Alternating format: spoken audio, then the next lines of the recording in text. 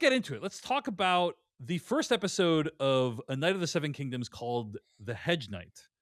And it is important to clarify that A Knight of the Seven Kingdoms is a compendium of 3 separate novellas about the stories of Dunk and Egg, 2 characters that we're going to meet in the show.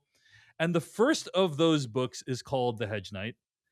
And also, this episode is called The Hedge Knight. And also, separately, there is an episode of Game of Thrones called The Knight of the Seven Kingdoms, right? Like, those are all true statements. Is that right? Yes. Yes. Yeah, and not hard to keep track of at all. Yeah. So No. definitely, there's. I'm really glad that you just knew that off the top of your head. No problem. Oh yeah. That was just ambient knowledge. In no way did you feed that information to me before we started recording. But yes, we're going to talk about season 1, episode 1 of the show, The Hedge Knight. And before we do that, I do want to just acknowledge this. The year in George R. R. Martin's fictional fantasy history is 209 AC. What does AC stand for, Kim Renfro, by the way? It's like after Aegon's conquest. So Aegon Targaryen coming and declaring himself, like, conquering the Seven Kingdoms is kind of the Jesus point in George R. R. Martin's timeline, for lack of a better comparison. It is the Battle of Yavin in this universe, essentially, right? Yeah. But only anyway. Jesus had dragons. That would have been very interesting. True. But it's about 100 years before the events of Game of Thrones, and a couple generations of Targaryen princes away from the House of the Dragon timeline, when the magical creatures have now died out, so they're no longer around. This is 100 years before Game of Thrones, long after House of the Dragon, right? And this show takes place in the Reach, a southern region of Westeros ruled by House Tyrell, and there's a tournament being held, or tourney being held, at Ashford, a small castle on the edge of the border, just west of the Stormlands and north of Dorne. We are going to follow the adventures of Dunk, a would-be knight, and a clever young boy named Egg, who offers to be his squire. That is the main plot of the show. Let's start by talking about our overall thoughts on the episode. And then we're going to recap everything that happened this episode. And you two are going to point out all the little Easter eggs and fun things that a normal viewer, a heathen such as myself, might have missed. Overall thoughts on A Knight of the Seven Kingdoms episode 1. Kim Renfro, let us know what you think. I very much enjoyed this episode of television. I enjoyed it from like a craft standpoint, in terms of, I just went and reread the Hedge Knight novella before diving into the episode. And it was totally spot on for me in terms of like being able to kind of see the cool ways that a writer like Ira Parker, showrunner, lifts things straight from the book and brings them to life on screen, and also by necessity for a new audience has to throw in a little bit of exposition here and there, or stage things a little bit differently, or move stuff around in the timeline. I thought that I just thought that the team really nailed it with this one in terms of bringing what I really loved about the story and these two characters in particular, like the sort of innocence, naivete about them, mashed up with what we, the audience, or in this case, book readers, all of like the horrors that we already know about Westeros are sort of just like in the background of our mind. And I thought it was a very successful way to land like the tone of this new show, where it's got the humor, it's got the seriousness, but it has, I don't know, there's a quality to it that I really appreciate, that I'm sure you guys will find a more specific word to. Effervescence just came into my mind for some reasons. We're just going with, feel free to word associate more adjectives. I would say word of the day calendar. Let's word cloud this episode. I don't know. What do you guys think? Jessie Earl, your thoughts on the season premiere of Knight of the Seven Kingdoms? I really loved this. I am always someone who adores when big franchises do a show that's like ground level, folks. Like Deep Space Nine is my favorite Star Trek. Star Wars Andor, my favorite Star Wars. That's sort of like, we're not dealing with the big folks, the Jedi, the Enterprise, and here the like lords of King's Landing, but like focusing on the small folk. And that always just gets me just right off the bat. But what I loved this episode so much for was its surprising tenderness. And the show goes out of its way to very clearly undercut Game of Thrones, as we'll talk about in very very signaling ways. But what I like about it is it uses at many points our knowledge of the Game of Thrones world as this very dark and dreary and scary and dangerous place, especially if you're not a lord. But it takes those moments and then turns them into moments that actually end up being surprisingly sweet and like just again tender is the word that I would use for it. And it was so nice for a show, especially right now, is the way the world is, to like take the show that's set in this franchise that is so often like, look how terrible, like, you know, the world is and our leaders are, and showcase us a moment where you have this guy who's just trying to be kind and trying to figure his way out in the world, and these moments that could turn in any other Game of Thrones show into some horrific moment of violence into something that actually seemed a lot sweeter. And I'm sure we'll get a lot more Game of Thronesian violence as the show goes on, as I know from the story. But it is a surprisingly very sweet beginning, and I'm sure we'll carry that tone throughout the whole show. And I adored that so much. I'll just say I'm a big fan of the show so far. I think I'll just point out a couple things that I think the show does really well. First of all, as you both have already pointed out, the idea of another take, another slice of life of Westeros, I think, is very welcome. It's a very stark contrast to House of the Dragon, right? Where everyone there has some royal bloodline, and you know, and we're dealing with fate and predestination and all these things. Whereas this is just a guy, and I really appreciate too. Like, obviously, the production value of all Game of Thrones shows are excellent, but I really appreciate how just by looking at him, you know that he's not quite at the level of the other people just by his outfit. And people make fun of his outfit all the time, and then you see how filthy the outfit is in this episode, and it illustrated to vivid effect. And so I when you make a show like this where you're illustrating what's going on with these small folk, I think they're called, right? It makes the world of the show feel bigger. It doesn't make it feel smaller. Whereas if you just focus all on, let's say, I'm going to say, for example, the Skywalker bloodline, I'm just putting that out there as an example, it makes the universe feel smaller. And that's what's great about a show like this. Second thing I want to point out is just it's a very funny show. There's a lot of humor in the show. It reminded me a lot of early Game of Thrones, which were very Tyrion focused and dropping a bunch of one-liners. And I think we can all agree Game of Thrones got a little bit less humorous as the years went on. I don't know. I think them jumping across the entirety of Westeros is pretty damn funny. Yeah. But like, you know, an effort was made. Yeah. This is a show that's very funny. It almost feels like it's more of a comedy than it is a drama potentially, and I think that's great. I think it's just like this universe can be very funny. The absurdities of medieval life, which is kind of what an analog for this is, it can be very amusing, and the way in which they talk, the language they use, very witty, very funny, and I enjoy it a lot in this show. So far, big fan. Love the small scale. Such a big difference from anything else even the three of us have discussed, and I welcome, you know, what's going to happen when, you know, I'm looking forward to seeing how the show unfolds until inevitably George R.R. Martin has conflicts with the showrunner about how the work is being adapted. Anyway, let's get to it. Let's talk about what happens in this episode, and feel free to just stop me when if there's something you guys want to talk about. But I do want to acknowledge that this recap is beautifully written by Kim Renfro, and I'm just reading from it. But in this episode, in the season 1 premiere of A Night of the Seven Kingdoms, at the very beginning of the episode, 3 horses are standing in the rain, watching a large boy named Dunk bury an old man. He digs the grave himself and attempts a eulogy worthy of A Night of the Seven Kingdoms, but as the boy speaks to the old man's character, he can't help but think back to the few moments the old man has beat and abused him. I'll just pause here for a moment and say, I really loved all the cutaways to the flashbacks in the episode. I thought they were really funny, very well edited. Added to the humor and gave you a lot of information very quickly, which is always a good sign of good TV editing, in my in my opinion. Absolutely.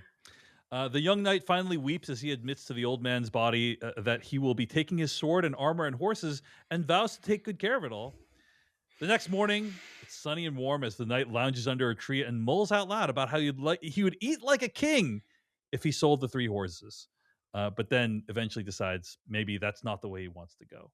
Kim, I think you had some thoughts on what's going on here, Yeah, right? I just again in my mind as someone who had the opening pages of the Hedge Knight novella in my head as I was watching this, I was just so immediately kind of tickled by the like literally that opening shot on the 3 horses, because as I was rereading the book I was like, oh, these horses, I love them.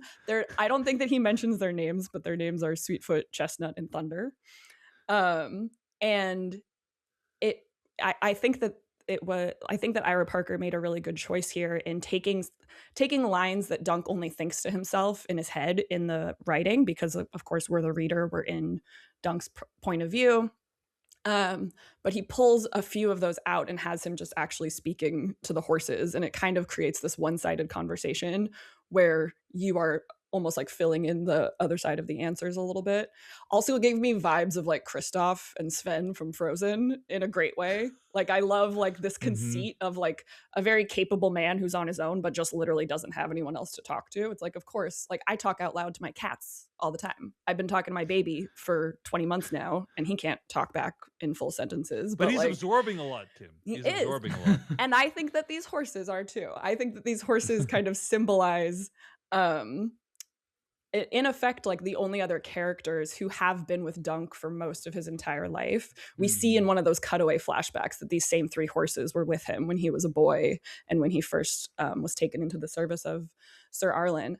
And yeah, I like the way that the way that the story is able to have Dunk sort of give exposition out loud of like, yeah, these horses, he's not just like being flip about like, oh, I could eat like a king.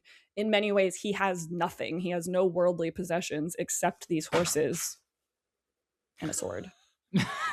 Something just fell off my desk right when I said that. One of Kim's worldly possessions just fell off her Has desk. fallen. But yeah, I mean, can you imagine being like, oh, I have a choice between like selling my beloved cat for a few $1,000s and putting food in my belly, or do I carry on this way and try and make something else work, or try and, you know, play the long game a little bit here, which is ultimately what we see Dunk decide to do.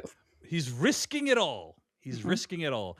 Jesse, as you're watching this introduction to the Dunk character, we're going back to the world of Westeros. Any reaction to Dunk's opening scenes?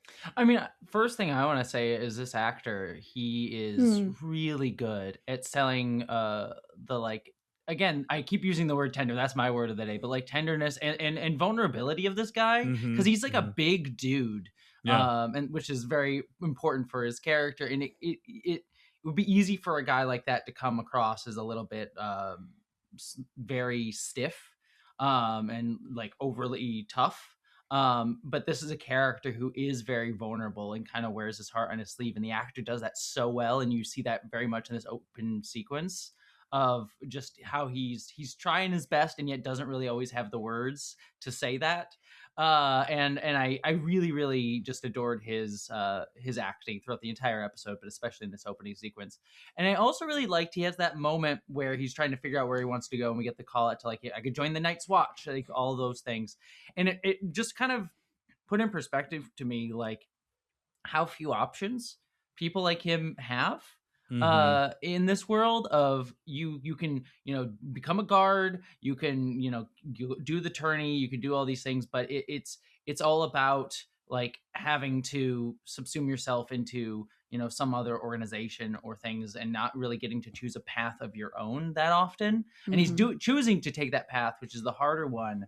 But especially in this world, it really just speaks to, it is a very difficult thing to try to like find who you are in this world without just being subservient to some other lord or work for some larger thing. And I really it just, that moment like really made me think about that for these characters in this world of like, you don't have many options outside of working for someone. So yeah, the Middle Ages weren't really great on self-actualization. yeah is the impression I'm getting. I Feudalism, I great. cracked up at him being like pretending to be attempting to stop a rape by just saying, "Stop raping, sir." I'm like, oh. Stop raping, sir. Maybe you shouldn't go join the City Watch, because that's a pretty ineffective way to stop an assault taking place. I think you just got to go prevent them from having that happen, pal. So, well, the young man realizes that there's one path forward that fits best. The tourney at Ashford Meadow. He lifts his chin, looking hopeful and determined, a stance that seems to trigger a familiar song rising in the background. It's the Game of Thrones theme song by Ramin Djawadi. And it builds up and it builds up.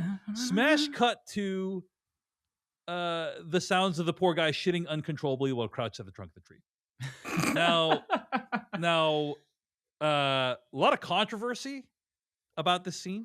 You know, a lot of online discourse about this scene, because I think a lot of people perceive, and honestly, here's the thing. I did not read the intention of the scene accurately the first time I watched it, because I did not understand that what I believe was trying to be communicated by the scene is he gets very nervous, right? He gets very nervous and his stomach gets upset and then he does a shit. Like, that's kind of my sense of what is supposed to be communicated.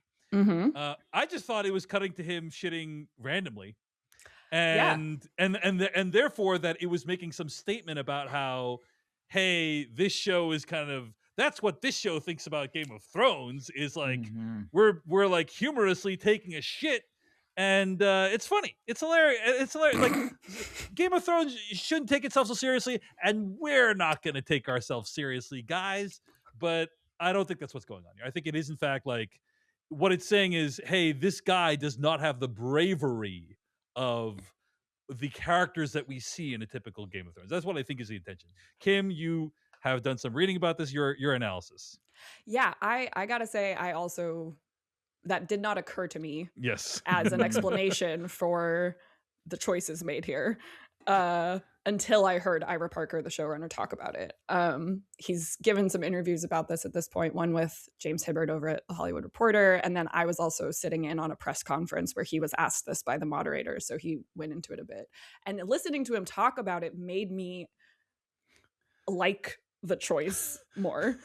It's not that I instantly disliked it, but I definitely, like, I had a little internal reaction in a pleasant way when I heard the theme music coming on, of like, oh, like, that's kind of a fun way to do this. Like, and then I was just very taken off guard by the smash cut. And I similarly was like, oh, like, that's, kind of even not cool, guys. Not cool, bros. Or just like, right, like, you know, I could see all of the headlines before, you know, anyone even had a chance to write them, of like, you know, a Knight of the Seven Kingdoms takes an irreverent stab at Game of Thrones, you know, like all that jazz. And I was just sort of like, to be clear, headlines that I think you would have helped write in an earlier phase. 1,000%, right? Like my brain went into like headline writing mode of like, how would one explain this?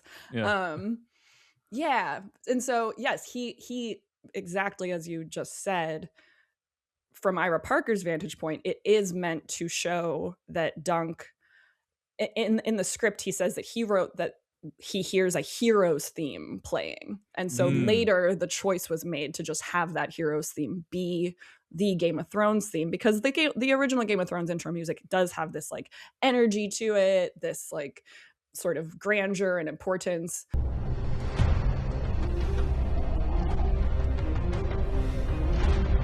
And right, Ira Parker wanted people to realize very quickly that Dunk isn't a hero yet, and that that's actually the point of this show, is that he's just starting to figure out if he has what it takes. And at this current moment, he does not. He literally shits his pants in anxiety or, you know, nerves over realizing what it actually means to be alone and trying to go enter something like a tourney. Yeah. Jesse, did you have the same emotional journey as us, or did you Yeah, get it immediately?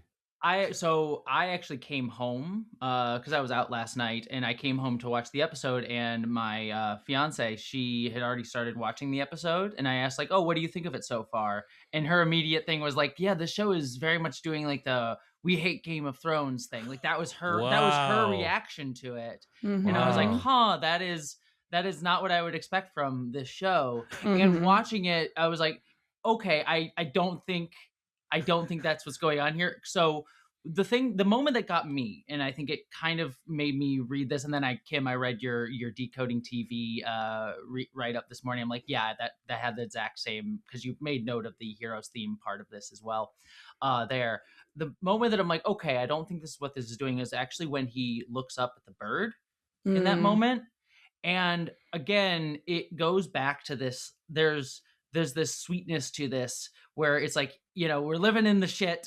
Like we're nervous, we're scared, we're shitting. And but he looks up and there's this bird there that he kind of looks hopefully at. And I think that beat actually sold me the most on this scene. And I think it's going to be the beat that I think most people don't talk about, because they're all going to be talking about the like cut from the Game of Thrones theme song to him shitting, which is obviously the big thing to talk about.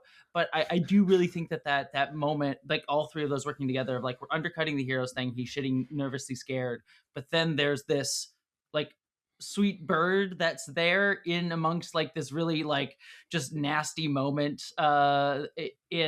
It showcases to me this bit of grace and beauty that we can see even when we're like the small folks in this moment. And I really loved that bird scene. And so, yeah, I think it was ultimately I get what they were going for, and I liked the idea as expressed by the showrunner. I think it was a really bad mistake to do the Game of Thrones theme song, just because it has the air of cynicism about it. Yeah. That is not this show. The show is not cynical, and I think that choice makes it feel cynical. And I just wish they had just chosen any other theme besides the theme song. I get why they did. I see why the conversation happened and why someone went with it, but I feel like it was probably ultimately to the detriment of the conversation about what they were trying to do there. Yeah. Or like literally just add like a little bit more time of him like grabbing his stomach or something, like I feel like there wasn't enough of a visual, like the bit of his, like the moment when his face kind of drops is like, it's so short that we hold on that, and then it jumps that, right. I think it's a lot easier for people to assume. And look, a lot of the people watching the show are probably feeling very cynical. So well, and I'm just gonna put this out there too, that it is shot from the side in an extremely graphic fashion, right? Like, and I could see the reaction being very different if it wasn't shot that way, right? Like, like the fact that you see the bolus of feces coming out of his ass, like, I think really makes it different than if you didn't. Imagine if you didn't see any of that. It was just him being like, oh, like, and it'd be like, oh, okay, like hold on that upper angle or something. Like, but like the fact that it's like we're showing you actual physical excrement, I think really does make it feel like they're like, yeah, Game of Thrones is bad, and it's like that's obviously not what they're trying to do at all. And also George R.R. Martin like co-created the show, right? Like he's executive producer of it. Like it just. But I would agree with you both that it didn't quite land what it was supposed to, I think, and that is unfortunate. That is unfortunate because it's a big swing to show shit actively coming out of someone's butt like that, and those efforts should be rewarded. They had to set up a whole prop system for that, like of special effects. Like, that was a day's work. But according to George R.R. Martin, that's an actual ass we're seeing there, though. Nice. I read an interview. It was like, no, that's like it's an actual ass, like actually pooping, or just an actual ass. That I actually don't know if it was. No, that was the question. I don't know if it was actually pooping, but it was an actual ass that we were saying. Yeah. Peter Claffey in the same press conference that I was sitting in when Ira Parker talked about it. Peter Claffey said that it's him, and that was just like a fun day for him on set of like squatting while another person was like behind the tree holding one of those like tubes or whatever. Good times. Good times. All right, so the knight mounts his horse and heads for the tournament at Ashford Meadow. Stopping at an inn along the way, he encounters a little bald orphan boy who asks the knight to take him to the tourney. The young orphan even asks to be a squire, but the knight refuses, insisting the boy's better off, and assumes that all he wants are some extra coppers. So this is the first time Dunk meets Egg, who we Mhm. will come to know him as. I'll just say I think these actors are great together. I think they have great chemistry. This is a child actor that doesn't annoy the shit out of me, which is like really awesome. And I think they have great chemistry, and I can imagine that their dynamic will make for some fun hijinks as time goes on. Kim Renfro, this is your first time seeing these two characters together. Any thoughts on that? Mhm.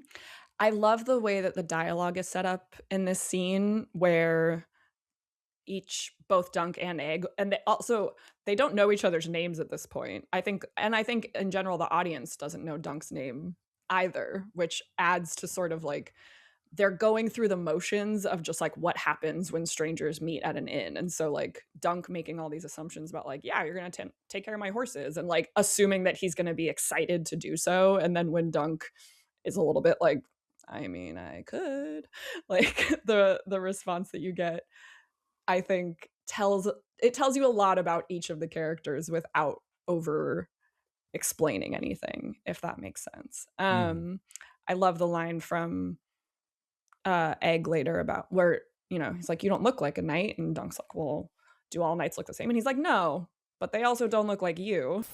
What, all knights look the same, do they? No, but they don't look like you either. And like this observance of exactly what you were mentioning earlier, Dave, about like that his dress, there's just something off to everyone in Westeros about this guy in terms of like what you're presenting doesn't quite match up with what you claim to be. And so the tension there for Dunk is trying to like close that gap.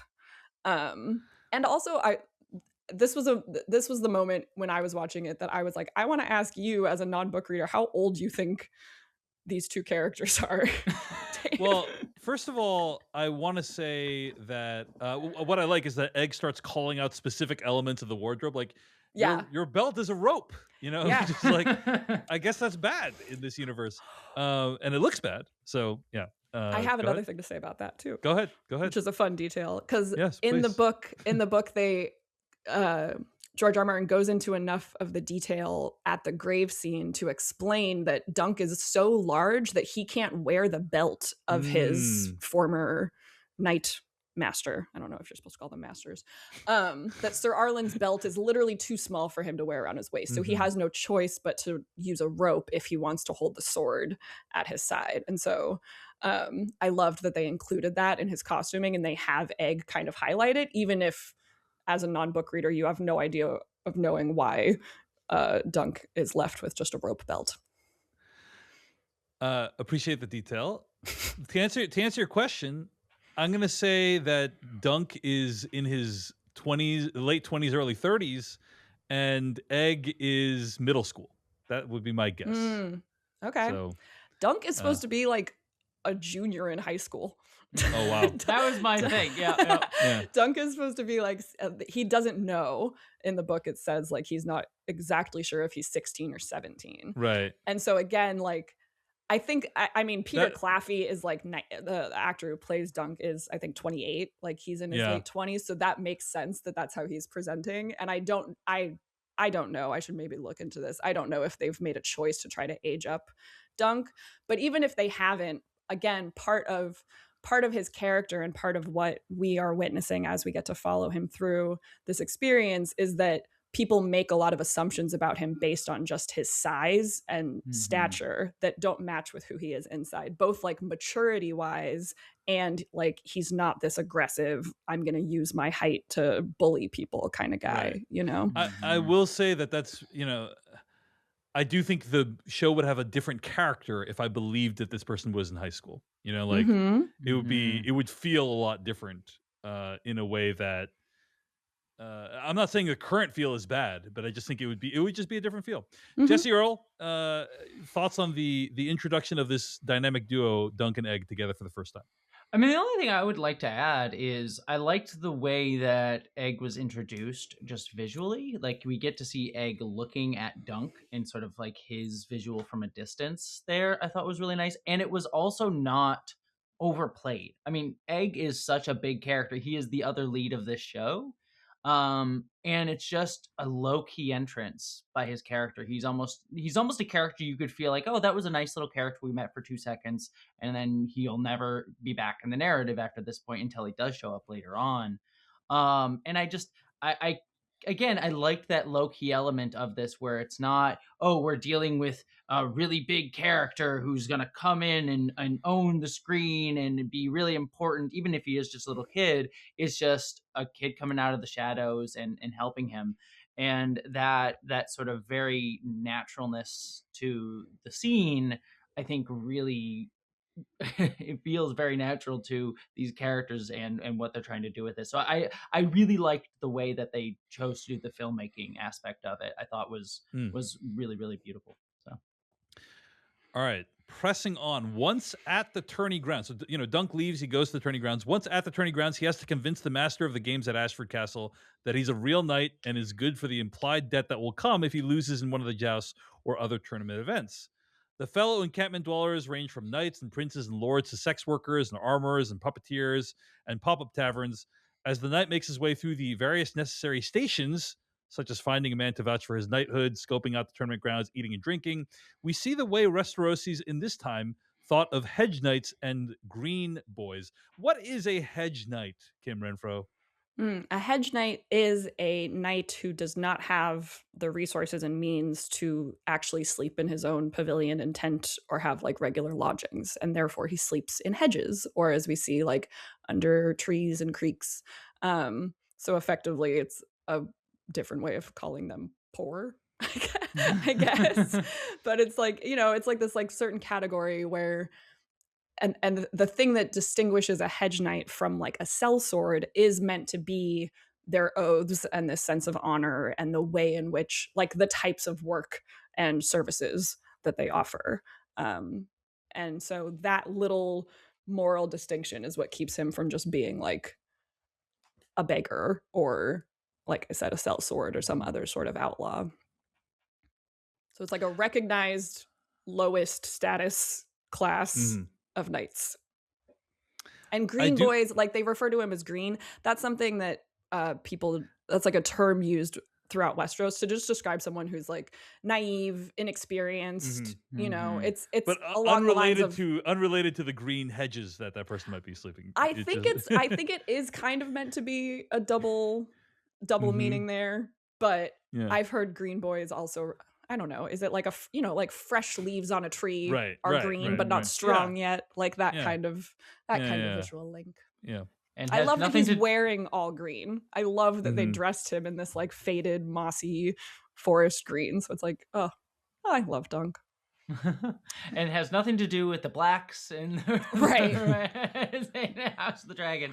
Yeah, and the other groups of people in House of the Dragon. I want to say I love the scene with the master of the games. Just the way the guy talks, he's just hawking up loogies the whole time and has no respect. This is just a guy that's just trying to check off people on this list and get through his job. And in comes this guy who has no idea what he's doing, and so he's trying to like help him along, kind of.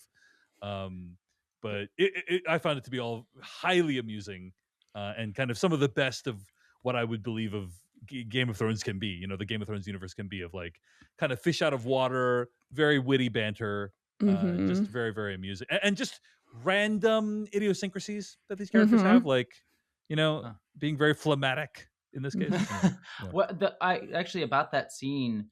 That was one of my favorite scenes as well, specifically because this is another moment where we undercut the Game of Thrones world a little bit, where he has that whole like, well, people who pretend at their oaths, we hang them, we kill them. Yes. This is the area, and again, that feels very like Game of Thronesian, like like we've seen so many kings and lords in Game of Thrones be like, if you make one wrong step out of line, we'll cut off your tongue, we'll cut off your hand, and then he's just like, no, I'm just kidding. I'm bullshitting you. And that's an undercut, but then immediately after, when he turns around and Dunk is heading out and he sees his shield and he's like, okay, this kid is not pretending at this. He reaches out and says like, hey, look, like you could try and get someone to vouch for you. And it was like, again, a moment of kindness from this guy, that these like, it's what's really, those small moments are what are selling the show up for, selling the show to me, is that it's a moment where you just see someone being kind in a world that has taught people not to be, and we have expected no one not to, where I'm not going to do anything nice to you for you. Mm-hmm. And in fact, it's a world where we've seen with you know, the Starks, that it punishes that. Mm-hmm. And I just really like seeing that. I get, maybe it's just the cynical world we're living in at the moment, but like seeing a show that has those small moments that is so directly antithetical to what we come to expect from this franchise, it feels very sweet and affirming. And it actually very much, it touched me, all these small moments of the way this episode did that. So like that scene in particular, just actually, like, it's a small thing, but it like actually really touched me. So I really adored that scene for that. Great point, Jesse. Let's talk briefly. There's an encounter that Dunk has with noble cousins Stefan and Raymond Fossaway. Like they're kind of battling on the grounds, and I was looking forward to asking, hey Kim, who are these people? Are they significant at all? Should we care about who these people are? They're significant in that like they are part of the cast of characters at this tourney who will, you know, are around basically. But they're not significant to the broader Game of Thrones universe. Not necessarily, other than it's like, you know, the Fossaway house is it's another house in the Reach. It's actually it's located pretty close to, and I think, isn't it called like Cider Hall or something, like the apples? It's kind of like this, to me, it's like the Fossaways and like the big, almost like cartoonish apple sigil on their breastplate was like another way to show the sort of textures of this universe and the way that certain houses really embrace their sigils and their themes and like go all in on what it is that makes their land prosperous or whatever it is. And so I think that they kind of are serving here as examples for Dunk of the two ways that people who are a little bit upper status from him might treat him. And so I think it's great that you sort of see the older cousin come at him and be like, oh, like, I'm going to charge you next. And the younger, I love that the younger cousin, like, also this younger cousin reminds me of like Podrick and Jon Snow I was combined. Gonna say, I got a Podrick vibe from him. Yeah. Of like, I felt like I instantly trusted him, and I liked the way that he instantly trusted Dunk, of being like, yeah, you go get him, like knock the seeds out of my big annoying cousin. And then like he finds him later in the camp and kind of like effectively befriends him in a way that again, I think in a more cynical setting, I would be worried for Dunk, and instead in like this pilot, it's like I'm happy to see Dunk almost like pick up little allies as he's navigating the tourney grounds. So after his unwelcome experiences on the tourney grounds, Dunk finds a path towards the forest and creek, and he bathes naked in the water, beats the dirt off his pants, and tends to the horses. I like how the show conveys how much his clothes stink. You know, just like also, we are seeing a bunch of Peter Claffey's ass in this opening episode. I have to say, he's got a cute butt. Yeah, I was saying, I am not complaining in the slightest. This is finally getting around to showing male nudity.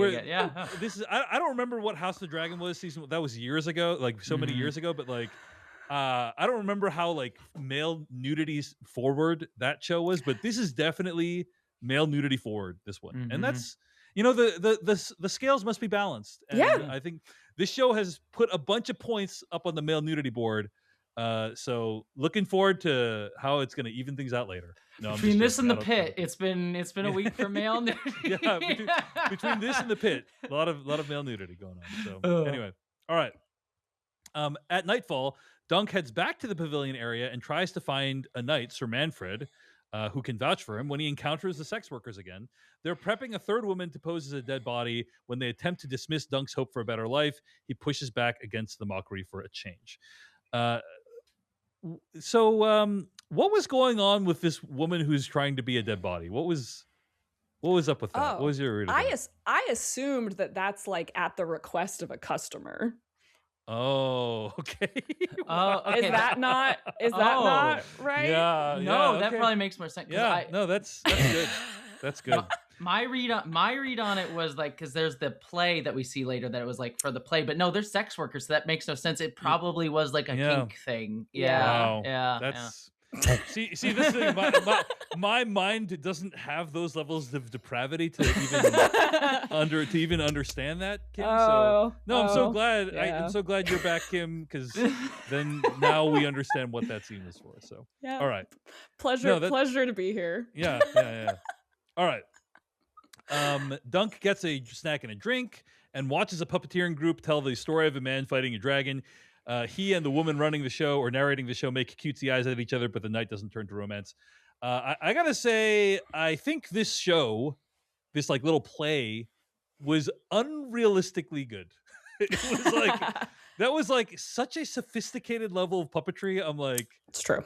I mean, I guess this tournament is like the Colosseum Gladiator games in Rome. It's like a thing where like you pull out all the stops. Like people are coming from miles around to do. Like, is this the best of the best that Westeros can offer? If so, then that makes sense. But I was like, wow, that is an incredible dragon puppet that they had there. Yeah, It's probably the best in the area. It's like probably your like county fair. Like Yeah. it's Yeah. a big county fair, but like all the big, like it won't be like the World's Fair sort of thing, right. But I mean, it's interesting that you picked up on that too, because in the books, I have my copy here. I was almost gonna like hold it up and show you, but people are listening to this; they can't see a book. It was the book was very beautifully illustrated with like more pictures than are typically in novels. So it helps you kind of like get the sense of things. And so when we actually see this character Tanzel, they talk about her puppeting, but in the picture she's holding like a little dragon puppet. It's much more manageable and probably in line with what you're saying of like what you would imagine for a more like local county fair thing.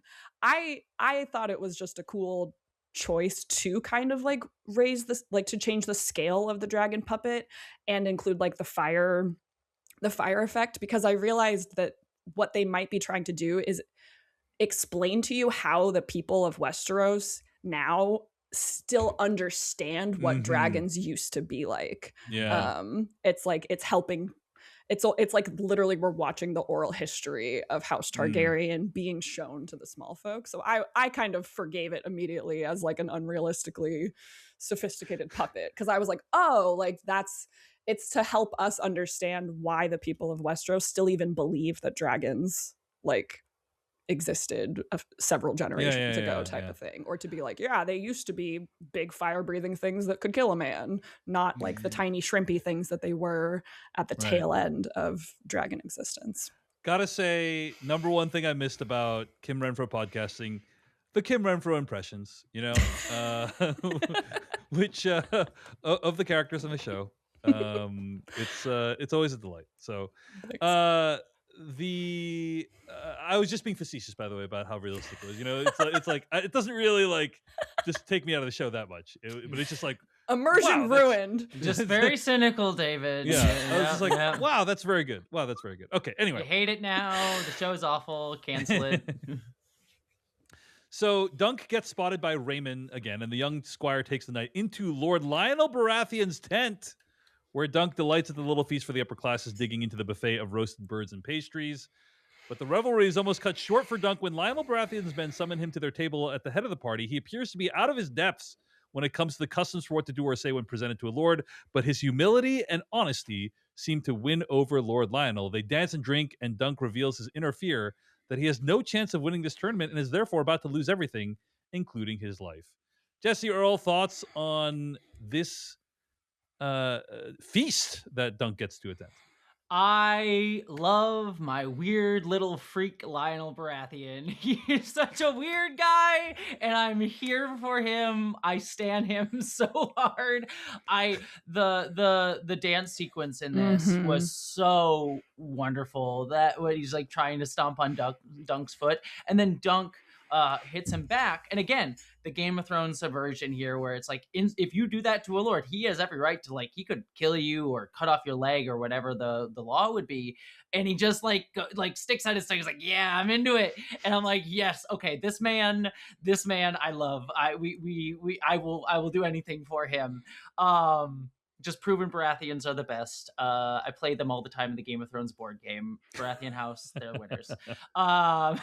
But yes, I really did like this scene overall, because again, that first moment where he spots Dunk and sort of picks him out of the crowd, and I like him pointing out how Dunk is slouched, and he's like, God made you tall, the gods made you tall, so like be tall, or you know, we'll string you up as a heretic. And it's like, it's again that dangerous, like, lords could kill you sort of thing. But there is something to be said here about, like, dude, like, own who you are, that Lionel is trying to say here. And there's like a weird kindness there that, like, Lord is trying to do here. But it's a sense of, like, just own yourself. And you get the sense of, like, how he, as a guy who has both been tall and probably had to hunch over to, like, make himself sort of fit into spaces all his life, and also as a small folk person having to, like, make himself try and not be noticed within these spaces that he's not really supposed to be in, I thought was just a really cool thing to note, especially since later on we get him Dunk kind of owning his tallness in front of Egg, of like, I'm Duncan the Tall. And I just liked seeing that little mini arc here of him choosing to, like, have confidence in who he is as a full person and owning that body. And then I also really loved at the end of the scene where Dunk's wearing Lionel Baratheon's stag head. God, I love this, everything about him. It's like what was the set of conversations that had to happen for him to feel comfortable putting that on? Yeah, it's like, right? Where it's like, no, Lord, no, it's like, do it or I'll cut your head off, and it'll be funny. But and again, they're very, that conversation at the end there about, like, what am I supposed to do? And Lionel's is like, I don't know, man, I'm too drunk. And and you just see how Dunk just has all this laying on him, and how he doesn't really have many options, and, like, he's putting it all out there on the table. If he fails here, he'll have nothing. And it's really just a really kind of sad moment. But I also like that last line that he had, or one of the lines that Lionel has, of, like, it is worthy to face a worthy opponent. We had the exact wording of that, but it was it's again, there are things that, even if you lose all your worldly possessions, there are things that are meaningful beyond that have actually true meaning beyond just the pomp and circumstance. Like, there's actual meaning to these things that I think kind of represents Dunk as well, of, like, Dunk himself is a worthy person because of the kind person that he is. And I think that's the journey that he's going to go on here, to understand that about himself, that he is himself a worthy opponent by who he is, not because of his title or his, like, lordship. And I think that is such a really wonderful theme for this show, that you have inherent virtue and meaning by being yourself. So I think this whole sequence is just like, be your own weird little freak, like Lionel Baratheon. And I think that's a great message of the show. So, Kim Renfro, your thoughts on Lionel Baratheon and his meeting with Dunk for the first time? I loved this scene, which was a surprise to me, because this extended Dunk meets Lionel and they have a party into the night bit is not from the books. This is one of the things that Ira Parker and team decided to invent for this pilot episode. And I think it succeeds, again, very well in showing the tension between Dunk and his inexperience in these spaces. I similarly, like, wrote down immediately that line about, like, the 7 gave you tallness, be tall. Like, that's such a good piece of advice for anyone. And I think it also, to me, highlighted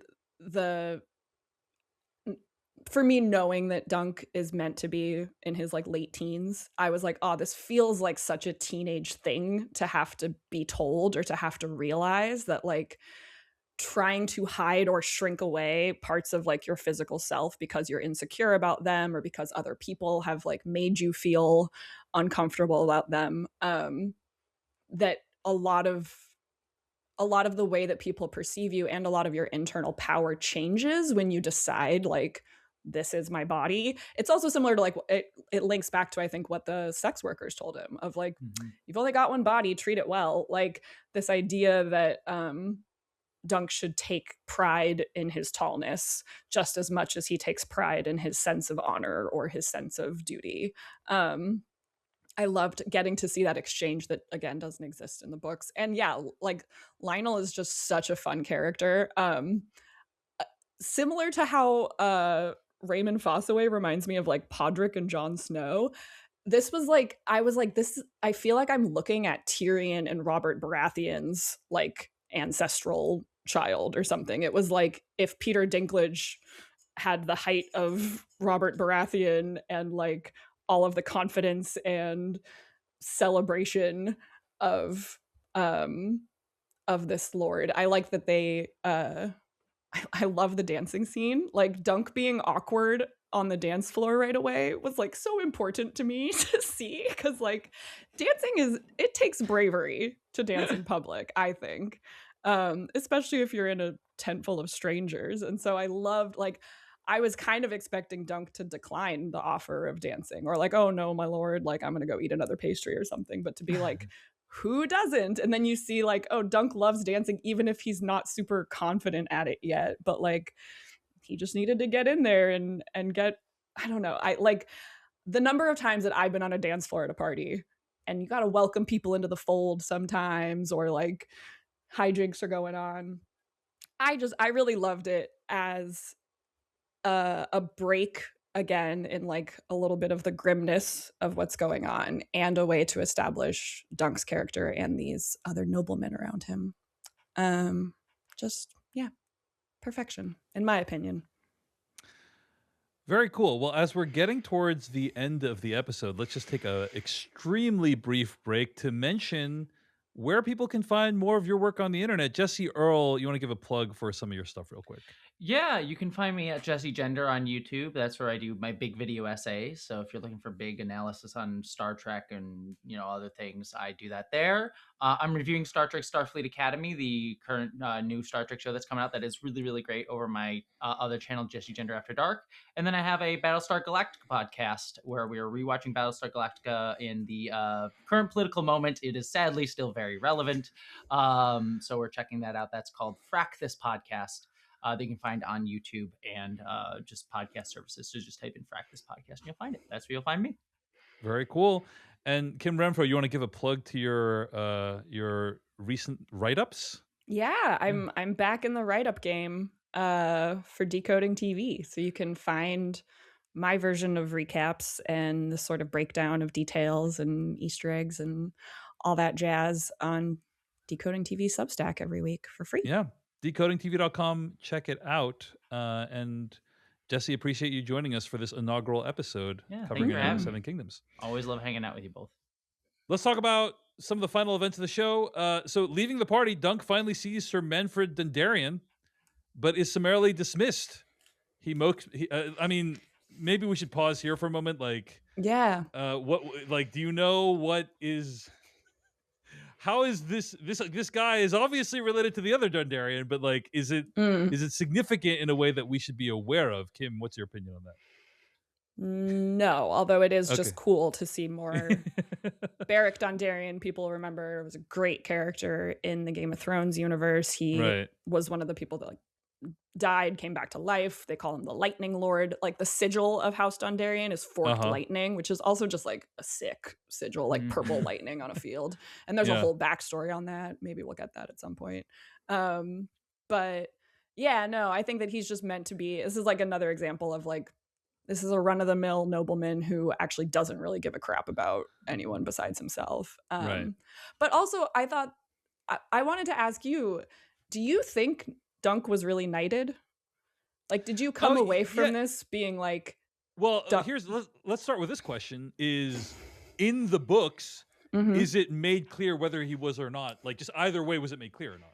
Okay, no. So so then my opinion is definitely not. because since I feel safe saying it, because I'm not going to be refuted immediately, I think definitely not. There is this, and I think the reason I think that is because there is this wonderful cutaway / flashback to when he says, and what's the guy's name? What's his knight's name? Sir Arlen. Sir Arlen. Sir Arlen always wanted me to be a knight.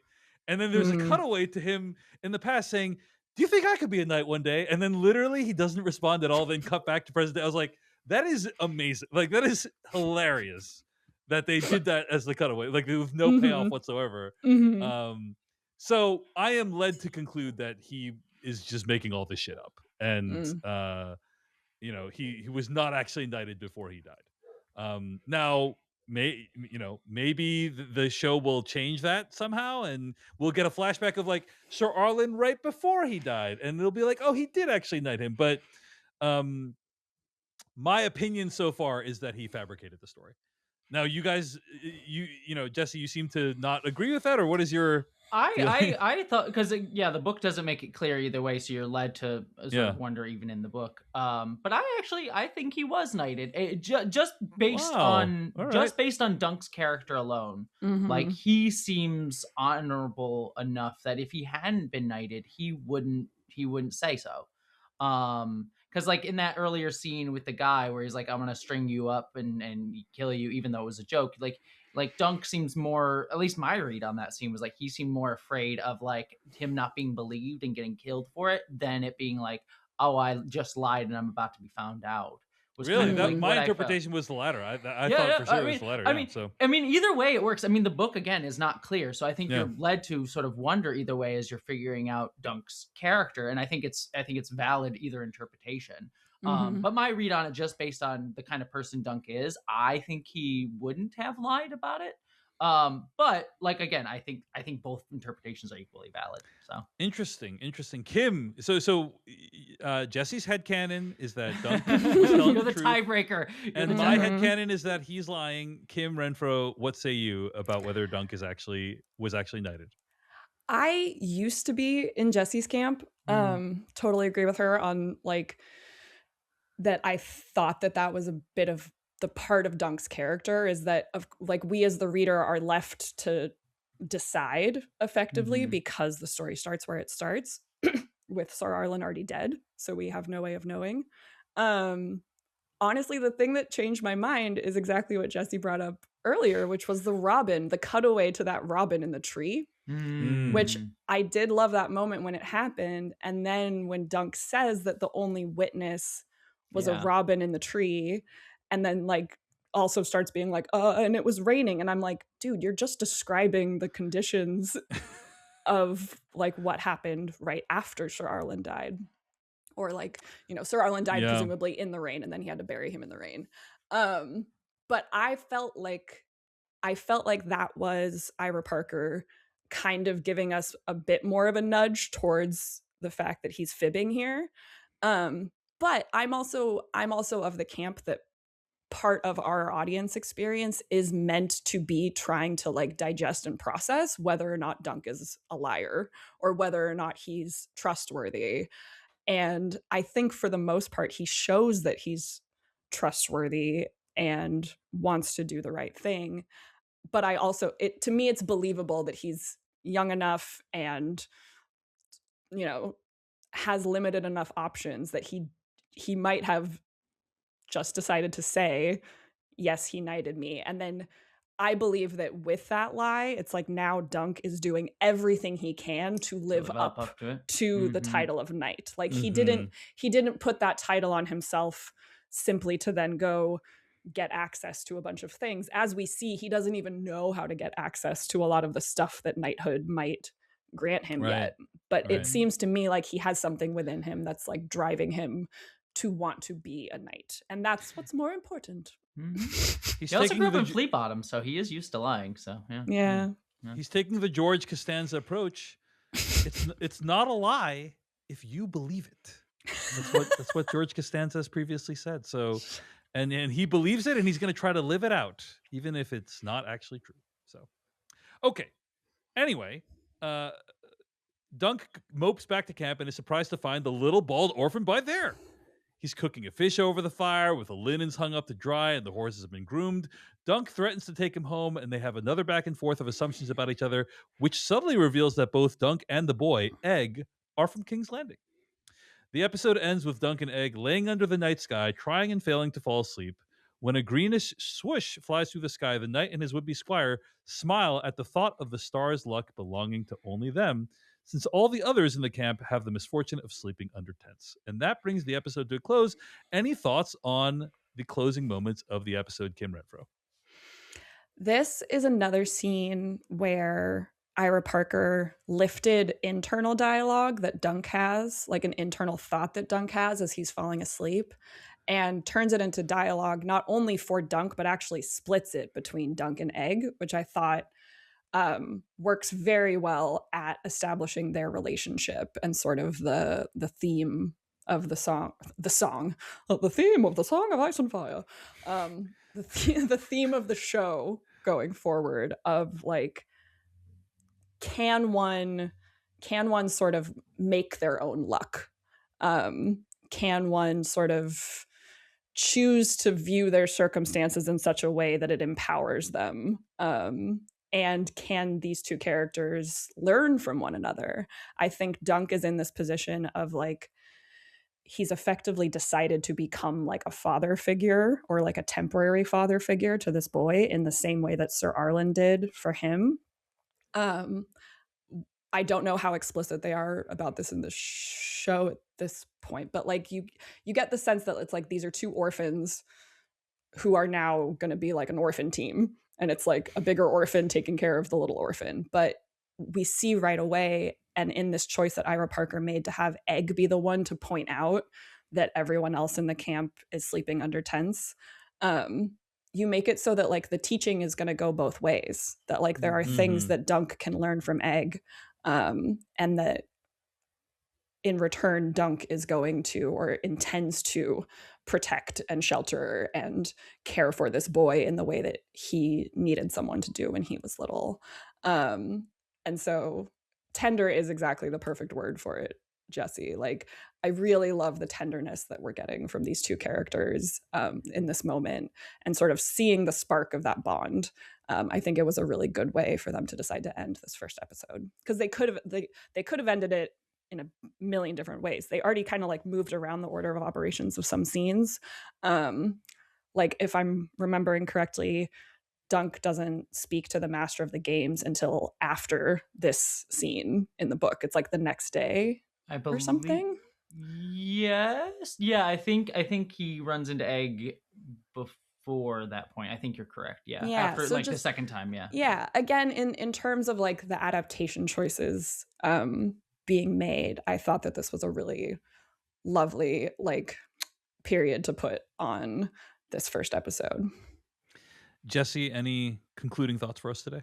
Yeah, no, I mean everything that Kim said, and also just the idea of this beautiful idea of only they get to have that luck because they don't live under a tent, that they are not the lords. It underscores the point that I've been reiterating too, and this show has been reiterating of, you know, this is the small folk, and there's something beautiful about that. There's something virtuous about that. In every other Game of Thrones show, the small folk are just people that get tossed away or are only important because of their maybe bloodline, as we got in House of the Dragon with them like seeing which of the small folk could sit on a dragon, might have Targaryen blood in them, might be bastard kids. So like there it's still like, oh, their bloodline is what's important. Here, this show is saying like there is something special in being just part of the small folk, not needing to have those pavilions, those knights, those everything that we're used to.